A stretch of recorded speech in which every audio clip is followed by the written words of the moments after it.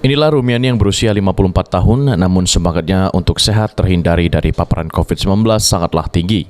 Mendapatkan informasi adanya pelayanan vaksinasi massal yang dilakukan pemerintah bersama Dinas Kesehatan, Rumiani dengan semangat mengikuti vaksinasi massal di kantor camat Seberang Ulus 1.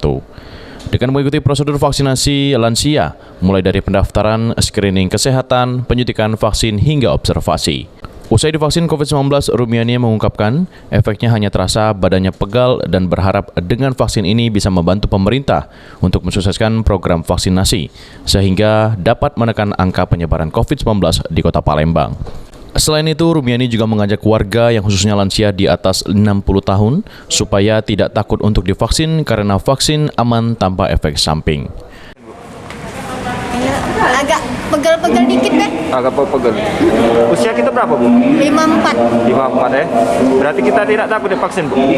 Kita tidak takut divaksin. Tidak. Apa yang kita percaya tentang vaksin? Ya pasti pemerintah yang terbaik lah, Cak itu. Terbaik, Bu ya. Harapan kita apa, Pak, kalau sudah divaksin ini? Ya, yang apa yang corona itu jadinya berkurang, Cak itu. Oh, bisa berkurang, Bu ya. Bisa aktivitas lagi ya. Iya. Ini Abidin Riwanto, PAL TV.